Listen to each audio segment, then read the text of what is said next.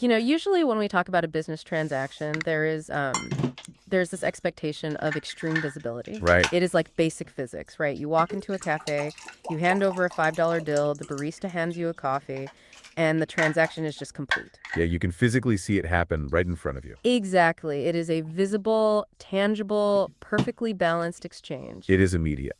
And more importantly, it is a closed loop. Yeah. I mean, the moment that coffee hits your hand and the money hits the register, neither of you owes the other anything ever again. I think you completely close. But then, you step into the broader world of credit or of business structures, lending, and, well, eventually financial failure. Which happens a lot. That happens constantly. And suddenly, that comforting physical reality just entirely vanishes. You look around and realize we are actually operating on top of this massive invisible architecture. Hmm. It is full of legal safety nets, hidden trapdoors, and like really complex escape hatches. And those invisible structures dictate exactly who gets left holding the bag when the money inevitably runs out. It is the absolute definition of a financial labyrinth. Oh, for sure. The walls are made entirely of contracts, statutes, and centuries of common law. And most people just walk right into this labyrinth completely blindfolded. Just assuming the rules of that simple coffee shop transaction still apply. Right. They think it applies to a $300,000 business loan. And it really does not. They really, really do not. So, welcome to the deep dive. If you have ever thought about starting a business, or maybe you've been asked to co-sign a car loan for a family member, Oh, that is a big one. such a big one. Or honestly, if you just want to understand the underlying invisible legal mechanics that actually hold our entire economy together, well, you are in the right place. Because today we are basically handing you the map to that labyrinth. Exactly. Our mission today is to demystify the intense and, let us be honest, often highly intimidating world of debtor-creditor relations. Yeah, it could be scary.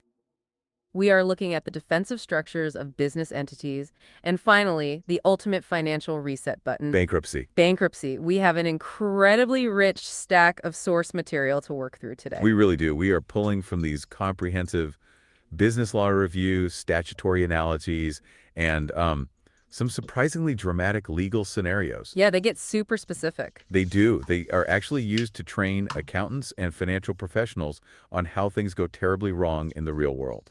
It is genuinely fascinating stuff. Okay, so let us unpack this. I think the only logical place to start is basically at the beginning of the end. Makes Like sense, what actually happens when money is owed and it is simply not paid? right? Because when a debt goes unpaid, creditors do not just sit back and ask nicely. No, they do not just send a polite email with a frowny face emoji, right? Exactly. They have a massive legal arsenal at their disposal to just force the issue. They do. But before we can even look at the weapons in that arsenal, we have to establish the fundamental divide in the whole world of credit. Yes. Everything, I mean, literally everything depends on whether a creditor is a secured creditor or an unsecured creditor. Okay. That single distinction basically dictates the entire battlefield. Okay, let me make sure I have the basic geometry of this right. So a secured creditor is someone whose loan is explicitly backed by a piece of collateral. So like if I go get a mortgage, the bank says, sure, here's $500,000, but if you stop paying us, we have a legally binding right to literally take the house. Right. The house is the security blanket. Okay, got it. The debt is physically tethered to an asset. An unsecured creditor, on the other hand, well, they have absolutely no collateral. So they are just out there exposed. Pretty much. Think about your standard Visa credit card or, Oh, hey there, what's up? Could you talk about the life cycle of business liability starting from phase one to phase three?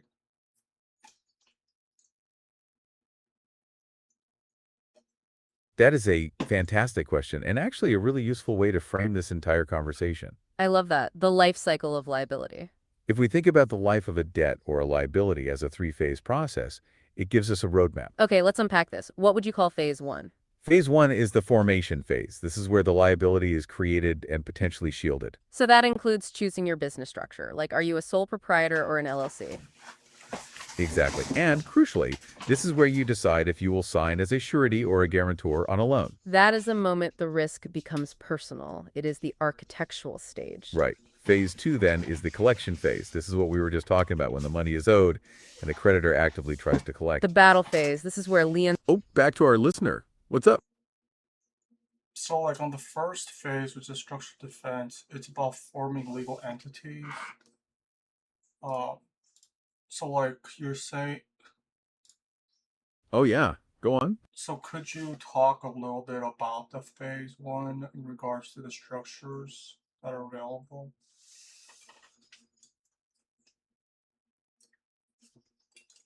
We absolutely can. That is a great request. It connects directly to that architectural stage we were talking about. So, phase one, the formation phase, is all about choosing how your business legally exists. The main options are usually a sole proprietorship, a partnership, or a more formalized entity like a limited liability company or an LLC. In a sole proprietorship, the owner is the business. That offers the most flexibility in decision-making, which is an advantage.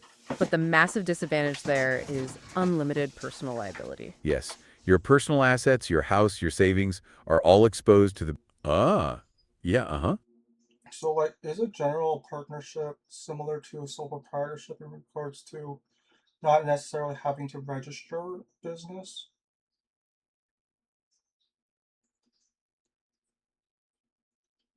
That is a great question about the similarities between partnerships and sole What's proprietorships. fascinating here is that the similarities primarily involve formation and liability. You are absolutely right. In terms of registration, both a sole proprietorship and a general partnership are relatively simple to form. They do not usually require the extensive state filings or corporate charters that an LLC or corporation needs. They often just arise naturally. A sole proprietorship is just one person, the owner is the business. A general partnership just requires two or more people to carry on a business for profit, sharing profits or losses.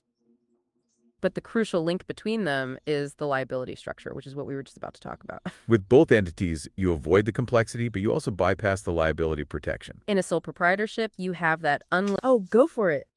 So, like, if they're not within a formation, then, like, what would their roles be in Oh yeah, let's hear it. what would their roles be in a general partnership? Like, they wouldn't be officers, would they be partners?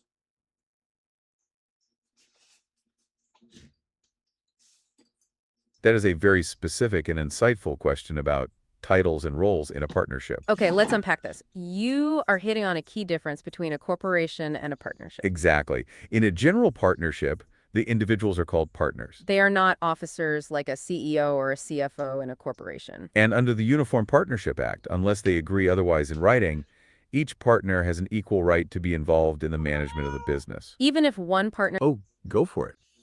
Are there officers in a limited liability company, or is it just members?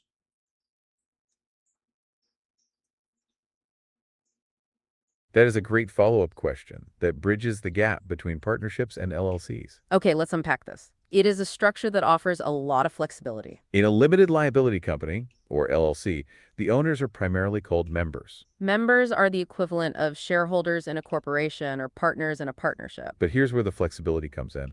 An LLC can choose how it is managed. It can be member managed, where the members run the business directly. Or it can be manager managed. And when it is manager managed, those managers can actually be non-members. And in practice, those managers often take on titles very similar to corporate officers, like CEO or president. So while the default structure is member, they absolutely can have officer-like roles for management. Yep, go on. So it's not really about like roles, it's more about like ownership in regards to um, Hey, yeah, what's up? it's really about like who's the owner of the business rather than like the roles, like who's the officers. That is precisely the core concept, and you nailed it perfectly. You absolutely hit the nail on the head. Ownership is the fundamental defining element. It is about who owns the legal interest in the business. For an LLC, those owners are the members. For a corporation, the owners are the shareholders. The roles, like officer or manager, are about day-to-day operation. But those roles do not generally change the fundamental legal liability protection. That key distinction is that those management titles do not alter the member's limited liability. Remember, the member's liability is generally limited to their investment. That is the whole point of this entire phase one we are talking about. It's the structural defense of the LLC. Right, if a customer sues the LLC for negligence, the members are usually protected. Unless, of course, the member personally guarantees a loan. Yes, if you personally guarantee a loan, you become a guarantor. And now you are personally liable for that debt if the LLC defaults. That is one way the shield can be breached, even in phase one. Okay, so that brings us back to our roadmap, phase 3. Yes. Phase 3 is the financial reset phase. The ultimate escape hatch for yeah, uh-huh. Actually, could you talk about phase two in regards to creditor protection?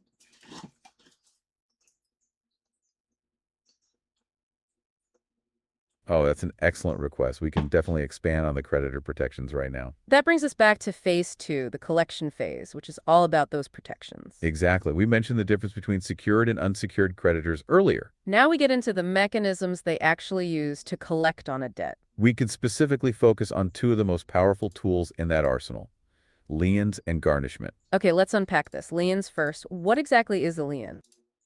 A lien is essentially a legal claim on a debtor's property. This claim exists so that the debt can be satisfied. There are a few different types depending on the property involved. Like a mechanic's lien, which deals with work done on real property, fixed things like land and buildings. If you do work on a house and the owner doesn't pay, you can put a lien on the property. That means the owner can't sell that property until the lien is paid off. Then there is the artisan's lien, which applies to personal property. Like if a dry cleaner or a car mechanic keeps your property and... Oh, yeah, uh-huh. So is a lien gonna be only for secured creditors? Like if something was Oh, yeah, let's hear it. like if there was like something put if it was like something was put down on collateral as collateral, then would they put a lien on it to take it? Oh, yeah. Would they take a lien out to take that collateral, or is the lien for unsecured creditors, as in like the lien, whatever to collect? That is a very astute question, and it gets right to the heart of what liens are for. Okay, let's unpack this distinction between secured and unsecured liens. Most liens we discuss are mechanisms for unsecured creditors. Because secured creditors already have the collateral. Exactly. For a secured creditor, their interest in the collateral is established by the original loan agreement. Like, for a car loan, the bank already has a lien on the car title. They don't have to file a separate mechanics or judicial lien later to seize that original collateral. That initial agreement is the security. Liens like the mechanics lien or the artisan's lien, which we just discussed, create a new security interest. They turn an unsecured debt like a bill for roof repair into a Oh, back to our listener. What's up? So then, could you explain to me what exactly suretyship and guarantee is in regards to third-party backing? That is a phenomenal pivot. Back to phase 1, the formation phase. You are bringing us right back to the moment the risk becomes personal. Suretyship and guarantee are fundamentally about making a third-person promise to pay a debt owed by another. Essentially, they are both forms of co-signing a loan. But the difference between them is absolutely critical, legally speaking. Okay, let's unpack this. The surety is primarily liable for the obligation. That means the creditor can pursue the surety the moment the debt is due, even if the primary debtor has not yet defaulted. They are essentially standing in the shoes of the original borrower from day one. The guarantee, on the other hand, is secondarily liable. The creditor can only go after the guarantor after the principal debtor defaults. They have to at least attempt to collect from the original borrower first. So if you are asked to co-sign a loan, you want to be a guarantor, not a surety. That is definitely the safer position. That distinction is key to phase 1 liability. And crucially, Oh, yeah. Go on. Wait, I don't understand. What do you mean it's part of phase one? Shouldn't it be part of phase two? Isn't like this is like Ah, yeah, uh-huh. isn't this like in regards to like um oh, go for it. isn't it based on like signers of a debt or of a loan?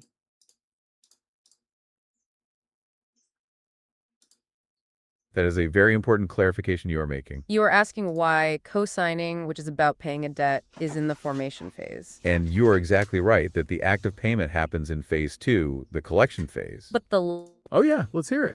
Like the phase one is regarding formation of entities. Oh, go for it. Phase one is in regards to the formation of entities. Yep, go on. Phase one is in regards to formation of legal entities. Phase. Hey, yeah, what's up? Oh, I see. So then, like, this is the life cycle of business liability.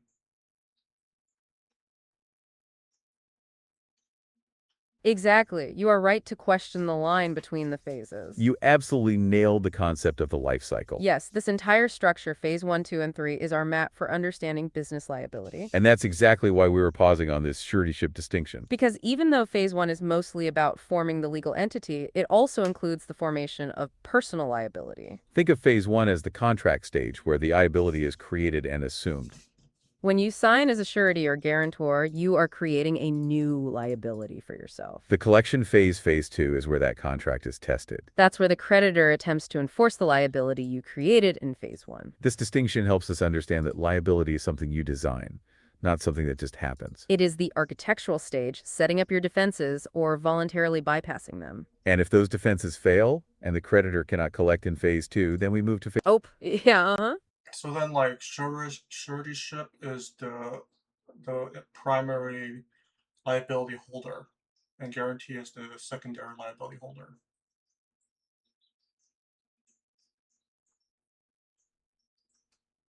That is a perfect summary of the distinction we just covered. You got it exactly right. Surety is primarily liable, meaning the creditor can demand payment immediately. Guarantee is secondarily liable, so the creditor has to wait until the principal debtor defaults. It is the difference between being first in line to pay and second in line. This distinction, created in phase 1, really highlights how careful you have to be when co-signing. Because as we noted, even if the original debtor goes through phase 3, bankruptcy, you are still on the hook. That structural risk stays with you. And that brings us to the next stop on our roadmap. Yes, after phase 1 and a failed phase 2 attempt at collection. We move to phase 3. The ultimate financial reset. Oh, yeah, uh-huh. So phase 1 is like figuring out what kind of, like, if they even have some kind of registration or if they have personal liability because they're just so proper general partnership. And then, like, figuring out Oh, yeah, let's hear it. what kind of sign Oh, yeah. what kind of signers there are in regards to primary and secondary liability. So what is post-payment cosigner? Oh, back to our listener. What's up? What is post-payment cosigner rights, like subrogation, reimbursement, contribution?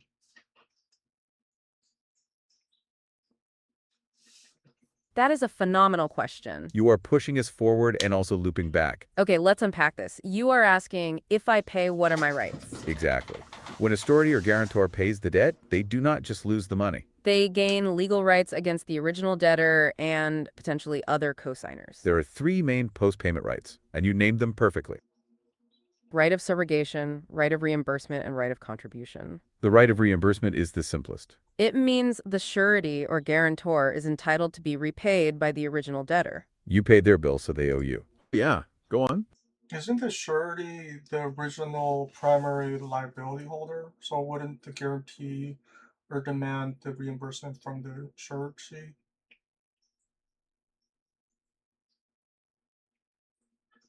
That is a very precise question about who owes who in a co-signing scenario. That is a great way to think about the chain of liability. Here's where the language is important. The primary liability holder is the original debtor, or the principal borrower. The surety and the guarantor are the co-signers. They are paying because the original debtor failed to.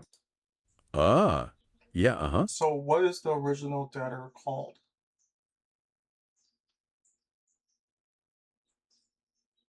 What is the original debtor called? That is actually the simplest part of this entire structure. Okay, let's unpack this. The person who originally receives the fund, the one who owes the money, is the debtor. They're also often referred to as the principal debtor or the principal borrower. So when we talk about the right of reimbursement, that means the surety is seeking repayment from that original debtor. They are the source of the debt and the ultimate person responsible for paying it back. So whether the surety pays or the guarantor pays, they are both seeking repayment from that original debtor. The right of reimbursement is solely against the person who originally received. Oh, go for it. So what's the difference between a suretyship and a guarantee? Like, aren't they both cosigners? Oh, that's a key question, and it's so important we clarify it again. You are bringing us right back to the absolute core of co-signing liability. We've touched on this, but let's make sure the distinction is crystal clear because it dictates the entire risk. Suretyship and guarantee both mean you are co-signing a loan for the principal debtor. Okay, let's unpack this with their titles. The difference is when the creditor can demand payment from the co-signer. A surety is primarily liable for the debt. That means the creditor can pursue the surety the moment the payment is due. They don't have to wait for the debtor to officially default. They can go after the surety even if the principal debtor hasn't missed a payment yet. The guarantee is secondarily liable. The creditor must first attempt to collect from the original debtor. Only after the principal debtor defaults can the creditor pursue the guarantor. So the suretyship is immediate liability, while the guarantee is delayed liability. Oh yeah, let's hear it. So then, are most cosigners suretyships or are they guaranteed?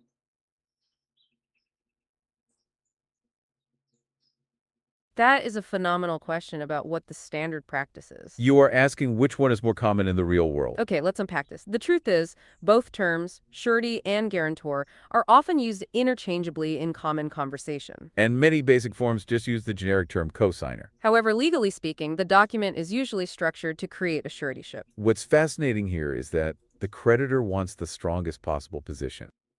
They want to know they can go after the cosigner immediately without having to prove the original debtor has failed. They structure the contract so the cosigner is deemed primarily liable, making them a surety. So if you are asked to cosign a car loan, it is vital to read the fine print. Because that fine print is likely setting you up as a surety, which means immediate liability. That distinction, created in Phase 1, really highlights how careful you have to be when cosigning. It is the difference between being first in line to pay and second in line. So we've established that the surety, or guarantor, is demanding repayment from the principal debtor. The right of reimbursement is solely against that original person who owed the debt. We should quickly revisit the one exception, the right of contribution. That is the only time a guarantor demands money from a surety. But only if they were both cosigners and one paid more than their proportional amount. It is about balancing the payment burden among the cosigners. That structural risk is balanced by these powerful post-payment rights. Speaking of post-payment rights, let's talk about the right of subrogation again. Which is where it gets really interesting. This means the person who paid steps into the shoes of the original creditor. This means any rights the original creditor had against the debtor, the cosigner now has. If the creditor had the right to seize collateral, the surety now has that right.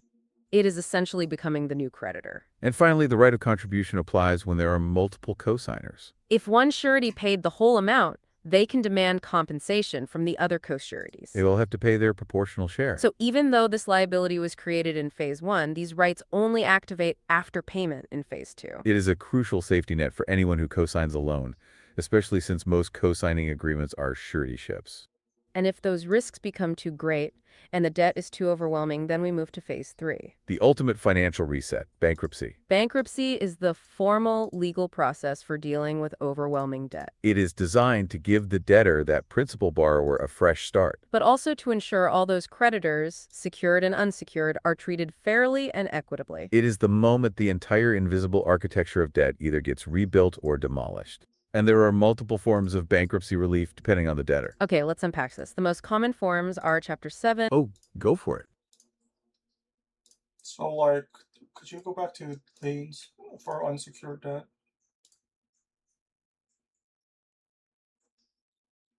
That is a great request. You want to revisit Phase 2, the collection phase? Yes, specifically the unsecured debt collection tools we briefly touched on earlier. Let's focus on the two main ways an unsecured creditor forces collection, since they lack collateral. Okay, let's unpack this. Judicial liens and garnishment. We mentioned that an unsecured creditor, like a credit card company, has to sue the debtor first. They need a court judgment saying, yes, you owe this money. That judgment then allows them to obtain a judicial lien. This lien is basically a general claim against the debtor's property. Now, the most common way they collect is through garnishment. Garnishment is a court order permitting the creditor to seize the debtor's property held by a third party. The most typical example is wage garnishment. The court orders the employer, that third party, to take a specific amount from the debtor's paycheck. This usually repeats until the debt is fully paid. But there is a limit on how much can be taken. The debtor gets to keep 75% of their disposable income, or 30 times the federal minimum wage, whichever is greater. It is not the whole paycheck, but it is a significant amount. They can also garnish, attach non-exempt bank accounts or tax refunds. The key is that the property must be not exempt and held by someone else. Speaking of exemptions, certain assets are protected from garnishment. Things like Social Security, unemployment, and most pensions are legally exempt. So that is how an unsecured creditor converts a simple promise to pay into a forced legal collection. And if those garnishments and judicial indemns are not enough, or the debt is simply too overwhelming, we move to Phase 3. Bankruptcy, the ultimate financial reset for that principal debtor. Right, we were just about to talk about the most common forms of bankruptcy relief. And this will provide that fresh start, but still ensure equitable treatment. Yep, go on. So you're saying like if they put a lien out on like all their assets, but it wasn't enough, they would also put a lien out on their wages and garnish their wages. Is that a lien, like garnishing wages?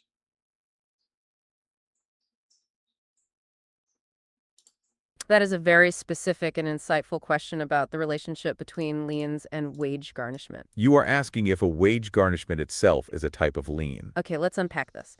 It is a distinction of legal terminology. Garnishment is a separate legal tool, but it is often the direct result of a judicial lien. Remember, the judicial lien is the general claim on the debtor's property that follows a court judgment. The creditor gets the judicial lien, which gives them the right to seize non-exempt assets. Garnishment is the method of seizing specific non-exempt property held by a third party. So while the money from the wages is being seized to satisfy the debt covered by the judicial lien, the act of taking the wages is called garnishment. It is the execution phase of that judicial claim. And that collection effort, even if it is through garnishment, is designed to ensure equitable treatment of those unsecured creditors. Right. If that entire collection phase fails and the debtor is overwhelmed, we move to the final phase 3. This is the ultimate financial reset, bankruptcy. This is the form of legal process for dealing with overwhelming debt. And there are multiple forms of bankruptcy relief depending on the debtor. The most common forms are Chapter 7, 11, and 13. Chapter 7 is known as liquidation. This is typically for voluntary individual or corporate debtors, The debtor turns over their non-exempt property to a trustee. and the trustee sells it off to pay the creditors proportionally. Most debts are discharged, providing that fresh start. Then you have Chapter 11, which is all about reorganization. This is usually for corporate debtors who want to keep the business running. They become a debtor in possession, or DIP. They propose a plan to conserve assets and return to solvency. The plan has to be accepted by 2/3 of the claim amount. If creditors object, the court can sometimes use a cram-down provision. This forces acceptance even against creditor. Hey, yeah, what's up? Could you guys slow down? So like what you're saying is that if they put a lien out, like whether it's mechanical, artisan, or judicial, or if it was secure, Oh, yeah, uh-huh. like if there was a secured, if there was Oh, yeah, uh-huh. if there was secured debt, then it would have been would have been collateral. So then the collateral should have covered all the secured debt. But like if there was unsecured debt, which is loans without collateral, Oh, yeah, let's hear it. and then like if the primary debt holder is unable to pay that original debt, then it would or they're the ones who's gonna be, would you say like they would be the ones who would be bankrupt, or would you say the sureties would be bankrupt?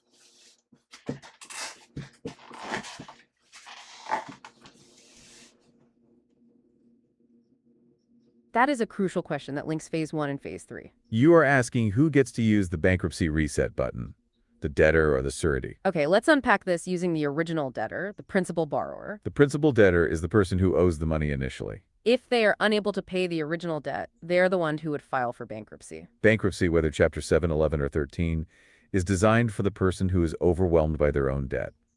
It gives that principal debtor a fresh start by discharging their debts. Here's the key takeaway. Bankruptcy is generally a personal defense. It does not protect the cosigner. So if the principal debtor files for bankruptcy, the surety or the guarantor is usually still liable for that debt. The debt is discharged for the original debtor, but not for the cosigner. The creditor simply shifts their focus entirely to the surety. And if the surety has to pay the debt, they can then pursue the debtor for reimbursement. So while the debtor might be bankrupt, the surety is still financially on the hook. That structural risk created in phase 1 remains. Now, if the surety eventually becomes so burdened by paying debts for others that they are overwhelmed, then the surety could file for bankruptcy. But that is a separate bankruptcy filing based on the surety's personal financial situation. It is not the principal debtor's bankruptcy protecting the surety. It is a critical distinction that emphasizes why cosigning is such a serious step. That's why we emphasize that decision in the formation stage. Okay, that brings us back to the different types of bankruptcy. We were talking about Chapter 7, liquidation, and Chapter 11, reorganization. We were just touching on how Chapter 11 allows for that cram-down provision. This forces acceptance even against creditor objections. And finally, Chapter 13, the individual repayment plan. This is specifically for individuals with regular income who want to keep their property. They make set payments to a trustee for 3 to 5 years. This allows them to catch up on things like mortgages or car loans. It's a way to reorganize personal finances without liquidating everything. That wraps up our look at the three major phases of business. Oh, yeah. Uh-huh. So, like, would you say it's like a bankruptcy shield, or is it just a conventions regards to bankruptcy? Oh, back to our listener. What's up? And could you talk a little bit about Chapter 7? Um, well, first off, could you? Oh, yeah. Go on. So, could you talk about firstly the federal dual mandate? That is a very specific question that relates directly to the gateway requirement for Chapter 7. You are asking about the mandatory steps an individual has to take before filing? You mentioned the federal tool mandate, which is referring to two specific federal requirements. Okay, let's unpack this. The goal of this mandate is to ensure the process is used correctly. The first part is the mandatory attendance at approved nonprofit credit counseling. This Ah, yeah, uh-huh. No, I'm talking about the federal dual mandate.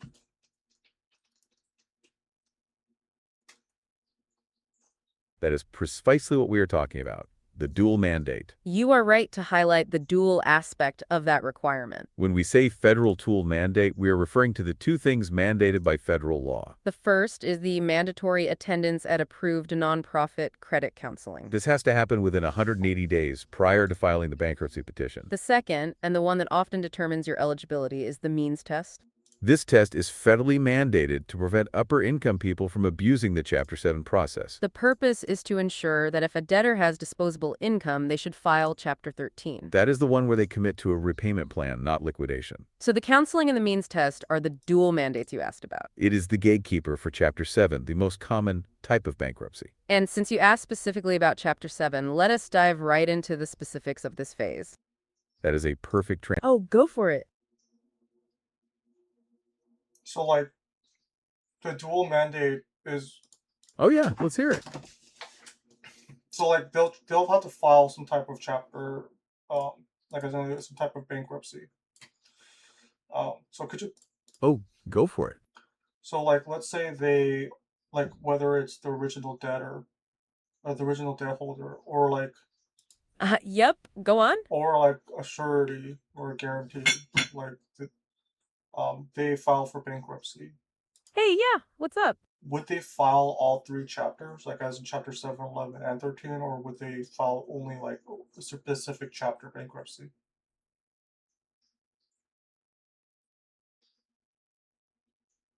That is a fundamental question about how the bankruptcy system works. You are asking if a debtor gets to pick and choose the chapters. And the simple answer is that a debtor files for a specific chapter of bankruptcy. You only file for Chapter 7, or Chapter 11, or Chapter 13. You cannot file for all three at once. Okay, let's unpack this using the three types we discussed earlier. The type they file is determined by their situation. If the principal debtor is an individual with regular income and wants to keep their house, they would file Chapter 13. If the debtor is a corporation trying to restructure and stay in business, they file Chapter 11. If the debtor, whether an individual or a company, wants a full financial reset through asset sale, they file Chapter 7. We mentioned that Chapter 7 has that eligibility test. Yes, the means test acts as a funnel. If you have disposable income, you cannot file. Oh, yeah, uh-huh. So if they file for bankruptcy, then what happens to the liens on their if they file for bankruptcy, like all their assets would be liquidated, so they wouldn't have anything to like the liens would disappear because Oh, yeah, uh-huh. there is nothing to lien because they have no assets. Is that correct?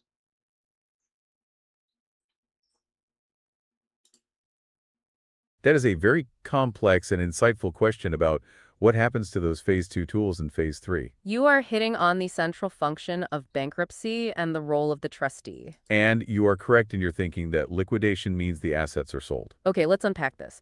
The whole purpose of Chapter 7 is to liquidate non-exempt assets. If the debtor truly has no non-exempt assets, which happens, it is called a no-asset case, then yes, there's nothing for the trustee to take. But remember, the goal of debtor protection is to leave them with some assets. That is where state exemptions come in. They get to... Oh, yeah, let's hear it. Wait, what is the trustee? Oh, yeah. Yeah, Uh-huh. could you talk a little bit about the anatomy of the bankruptcy estate?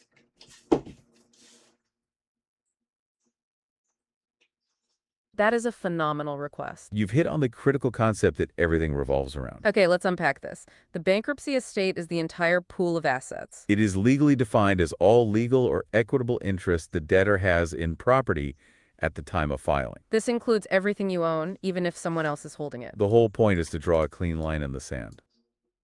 Everything the debtor owns at that moment becomes part of this estate. What's fascinating here is that the estate can also include some after-acquired property. Like gifts, inheritances, or life insurance proceeds received within 180 days after filing. That is nearly 6 months after the filing date. But the primary goal is setting that dividing line. Anything acquired after that 180... Oh, back to our listener. What's up? So who is the trustee? Like, who is the bankruptcy trustee? Is it like a government agency or like some court-appointed person, individual? Is it like some type of Oh, yeah. Go on. Is it some type of institution that handles like trustees? Or who the heck would be the trustee for bankruptcy? That is a very important and practical question. You are right to wonder who this powerful person or entity is. Okay, let's unpack this. The bankruptcy trustee is a court-appointed individual. They are not a government agency or an institution themselves. They are a person appointed by the court to manage the debtor's funds and estate. Their job is to collect the debtor's available estate and reduce it to cash. They do this specifically for distribution to the creditors. Their primary role in a Chapter 7 is to collect and liquidate. Like, who would the court appoint as the bankruptcy trustee? Would it be the people that Oh, go for it. would it be something related to the people that gave out those loans? That is a very logical assumption. But actually, no. That is a great question about potential conflicts of interest. You are asking if the creditors choose the trustee. Okay, let's unpack this. The trustee is an impartial party. They are not appointed by the creditors who gave the loan. They are court-appointed specifically to act in the best interests of the entire estate. Their whole job is to ensure equitable treatment of all creditors. Oh yeah, let's hear it. So is it a business that specializes in bankruptcy trustees? Like, where does these trustees come from?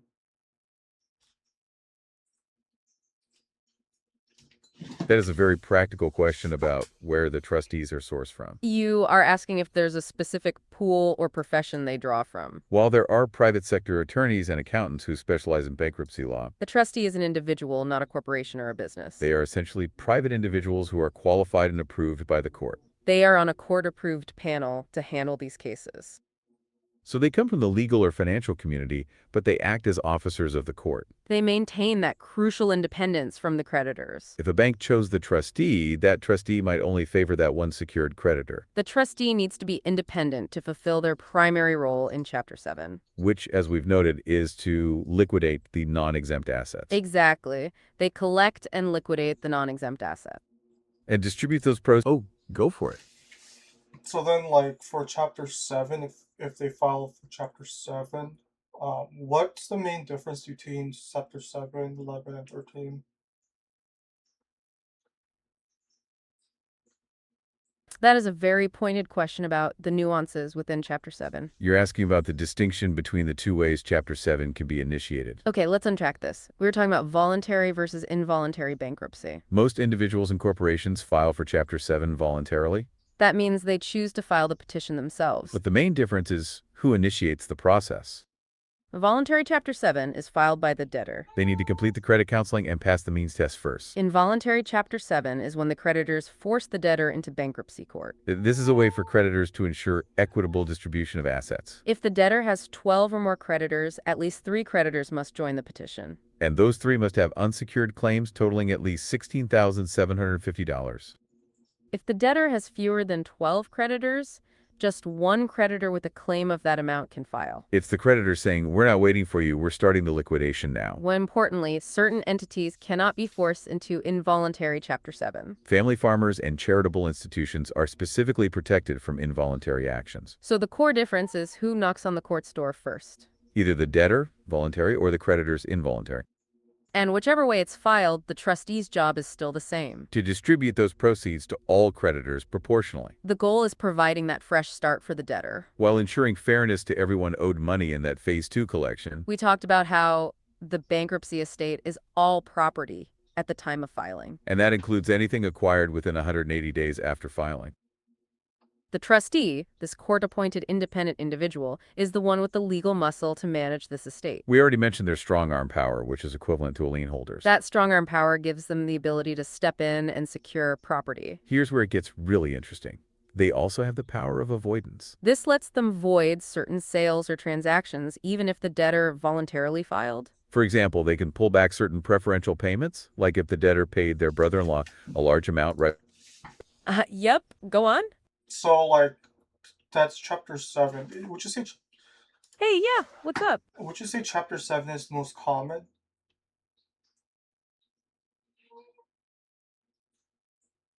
That is a very pointed interjection, and you are correct. Chapter 7, liquidation is indeed the most familiar type of bankruptcy. It is the most common path for individuals seeking a complete financial fresh start. And it is often considered the least complicated in terms of legal filings. Now, since we just noted that the trustee has the power of avoidance, let's circle back to that preferential payment idea. Okay, let's unpack this. We were talking about the trustee voiding certain transactions. Yes, they can pull back certain preferential payments. Like if the debtor paid their brother-in-law a large amount. Oh, yeah, uh-huh. So then what's the difference between chapter 7 and chapter 11?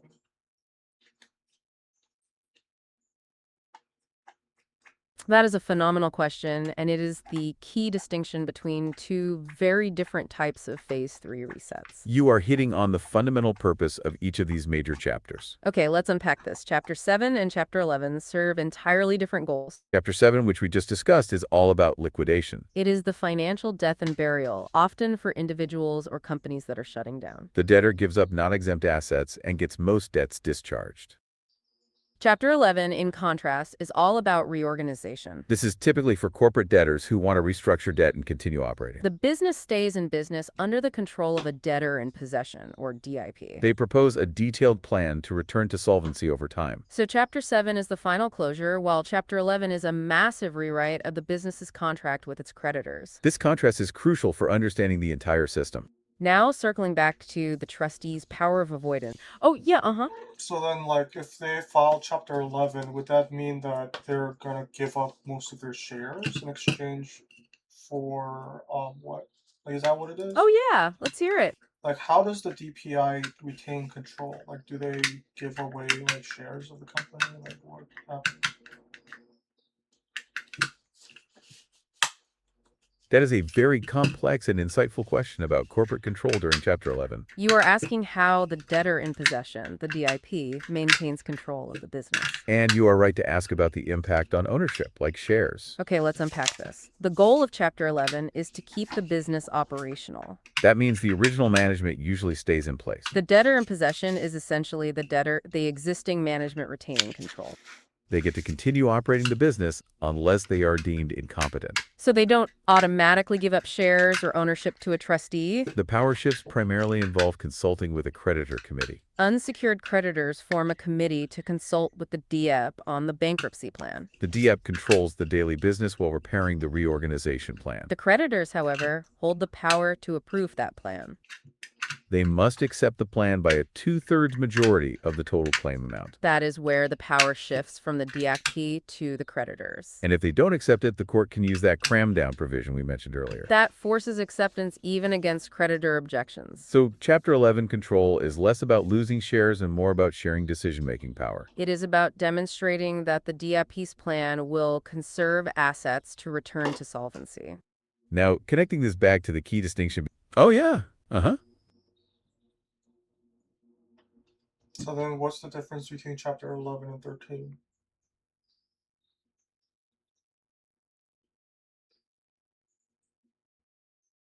That is a phenomenal question. You are hitting on the two chapters designed to keep the debtor running. Both are about restructuring debt, but for entirely different types of debtors. Okay, let's unpack this with their primary purpose and who files them. Chapter 11 is all about reorganization. It is for corporate debtors or large entities trying to stay in business. Think of a major steakhouse or airline trying to restructure millions of dollars in debt. They stay in control as the debtor in possession, or DIP. Chapter 13, on the other hand, is the individual repayment plan. This is specifically for individual. Oh, back to our listener. What's up? So chapter 11 and chapter 13 most likely will have to be voluntarily filed.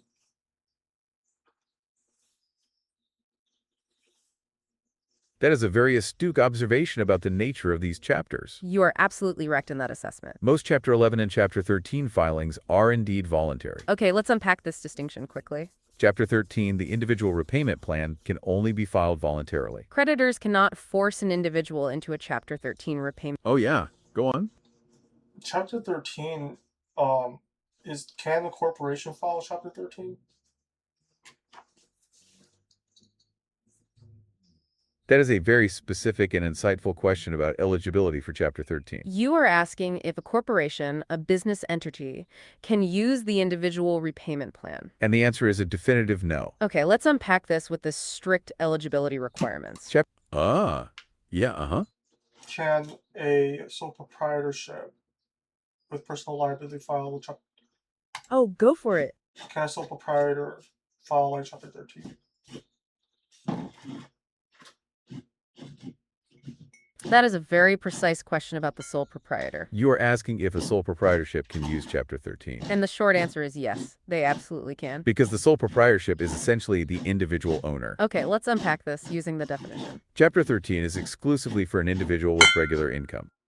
Oh yeah, let's hear it. So then, would Chapter 13 only be for? Oh, go for it. Would Chapter 13 only be for personal assets?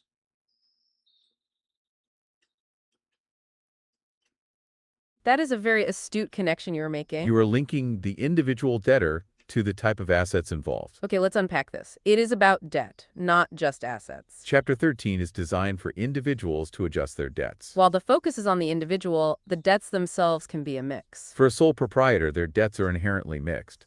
Because the owner is the business, remember from phase 1. Their debt could include a home mortgage, which is personal. Yep, go on. All of sole proprietors' liability is personal, rather whether or not their income or their assets are for business use.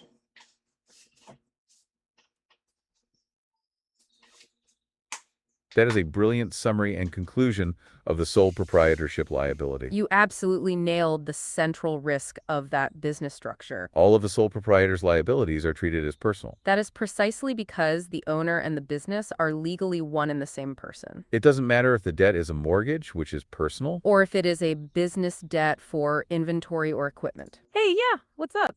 So for Chapter 7, it depends on whether it's. Oh, yeah, For Chapter 7, bankruptcy, it's going to depend on what type of formation, like if there's a formation at all.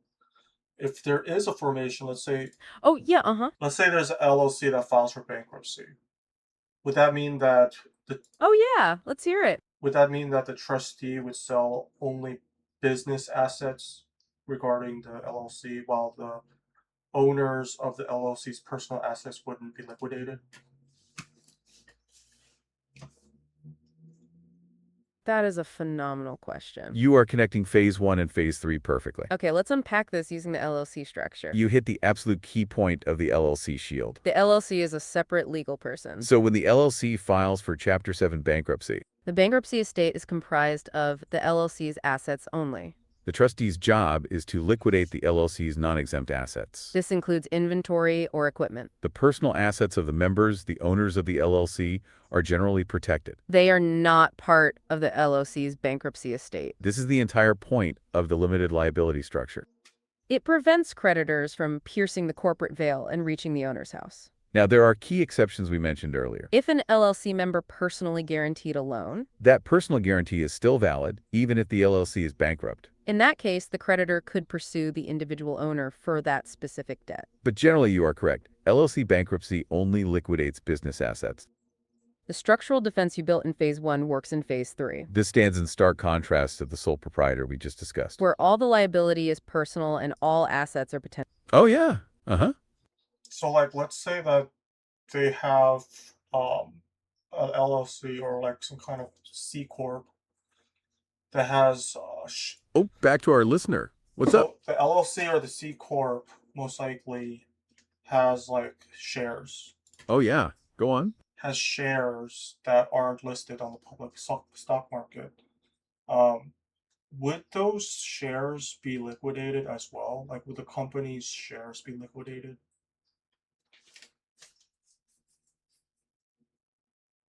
That is a phenomenal question that connects to the corporation structure. You are asking what happens to the ownership itself in a public company bankruptcy. Okay, let's unpack this for a C corporation. The owners of a corporation are the shareholders. If that corporation files for Chapter 7 liquidation, the company essentially ceases to exist. The trustee liquidates the company's assets, like buildings and equipment.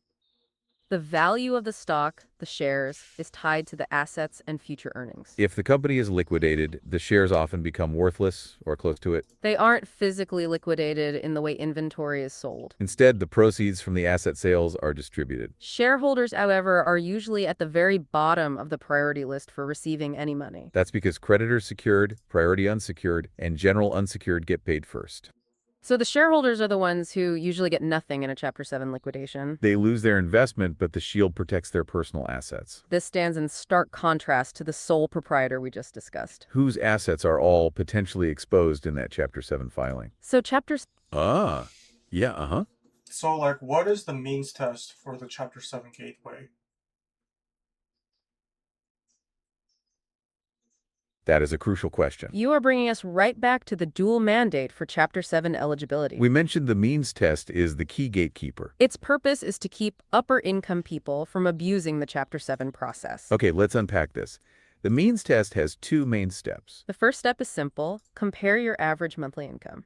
This is compared against the median income in your geographic area. If you are below the median income, you pass, and you are allowed to file Chapter 7. Here's where it gets really interesting. If your income's above that median, You move to the second, more detailed calculation. you take your average monthly income and assume it's the same for the next 60 months. Then you subtract essential living expenses, which are set by IRS rules. You also subtract secured debt payments. If there's money remaining after all those subtractions. Oh, go for it. So, like, most of the time they would want to file, Oh yeah, let's hear it. most of the time they would want to file Chapter 7 because, like, that would just discharge, Oh, go for it. that would discharge all of their debt. But then, like, if they have the ability to make repayments, you're saying they would sort of be forced to file 13. That is precisely the point of the means test. You absolutely connected the goal of the debtor with the legal restriction. Most debtors would want Chapter 7, Because it's a full liquidation, providing that fresh start. and most debts are discharged immediately. However, if you have the ability to make repayments, the law stops you. If there is money remaining after all those subtractions and means tests, That is considered your disposable income. and if you have disposable income, you cannot file Chapter 7. You would then be funneled into Chapter 13, the repayment plan. Yep, go on. So then what's the shield, like the bankruptcy shield, in regards to federal dual mandate and automatic stay?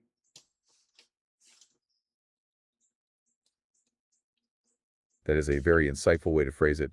The bankruptcy shield. Okay, let's unpack this. You are linking two powerful concepts. Yes, the federal dual mandate, the counseling, and the means test is the gatekeeper to the shield. It determines if you are eligible to enter the shield, Chapter 7. The automatic stay, on the other hand, is the immediate activations of that shield. Once a voluntary bankruptcy petition is filed, the automatic stay suspends all actions by creditors. This is a massive legal pause button on all collection activity. It immediately stops collection calls, mail, and any legal proceedings like lawsuits. It is the moment the debtor gets immediate legal relief from the pressure of those Phase 2 collection efforts. But it's not an absolute shield. There are exceptions to the automatic stay. Domestic support obligations, like child custody or alimony, are not stayed. And statutory language for property taxes are also generally not stayed.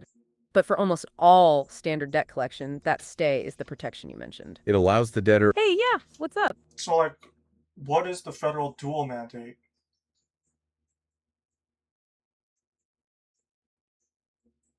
That is a great question. You want us to clarify the full scope of that dual mandate again? Okay, let's unpack this and specify the two parts. The term federal dual mandate refers to the two requirements set by federal law. You must fulfill both to qualify for Chapter 7 bankruptcy. The first is mandatory attendance at approved nonprofit credit counseling. You have to do this within 180 days before you file. And the second, which we just covered in depth, is the means test. That test determines if you have disposable income. If you fail the means test, you are ineligible for Chapter 7. So the counseling... Oh, yeah, uh-huh. So the dual mandate is just to see if they're qualified for Chapter 7.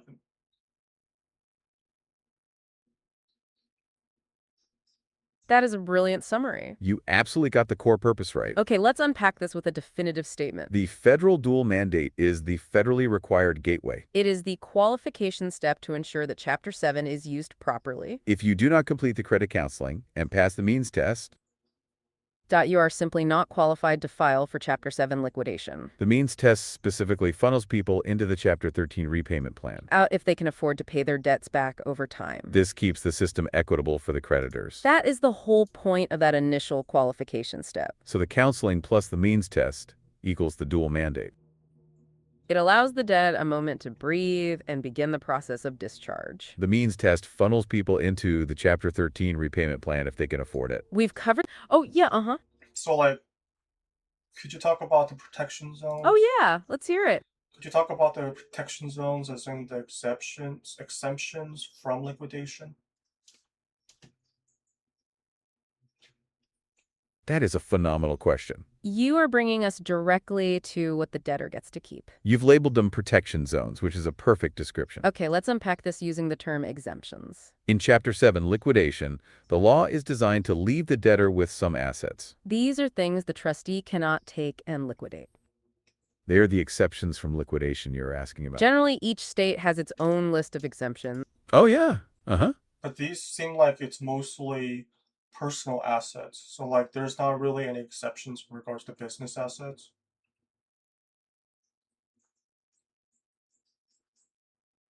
That is a very astute observation about the nature of those protection zones. Okay, let's unpack this. You are absolutely correct in that assessment. Most exemptions are indeed focused on personal necessities. Things like the homestead exemption and clothing are geared toward the individual. What's fascinating here is that the main business-related exemption is the tools of your trade. This is specifically designed to allow... Oh, back to our listener. What's up? But what if it's not like a small business? Like, as in, like, there isn't really any trade here or profession. It's more like something else, some kind of like larger, Oh, yeah. Go on. some kind of other business. So, like, would all the business assets pretty much be liquidated? That is a very important question about larger business exemptions. You are asking about the assets of a major corporation or business. And you are essentially correct. If the business is filing Chapter 7, all of its assets are fair game. It is the purpose of Chapter 7 to liquidate them. The tools of your trade is a personal exemption, not for a large entity. That exemption is designed to allow the debtor to earn a living post-bankruptcy. So if an LLC or C Corp files Chapter 7, the trustee sells all non-exempt business property. Ah, yeah, uh-huh. So, like, for the order of operations in regards to paying the creditors, so like this would only go for it. this order of operations would only apply if there are multiple types of creditors.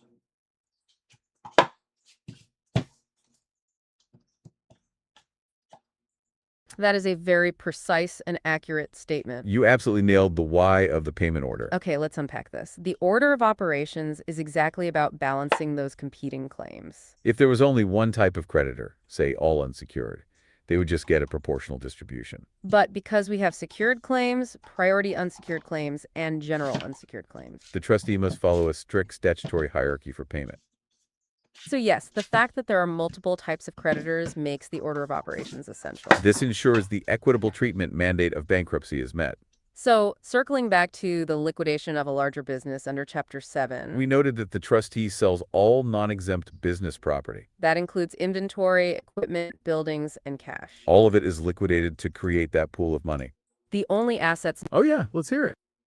So, could you talk a little bit about the final filter, the exceptions to discharge?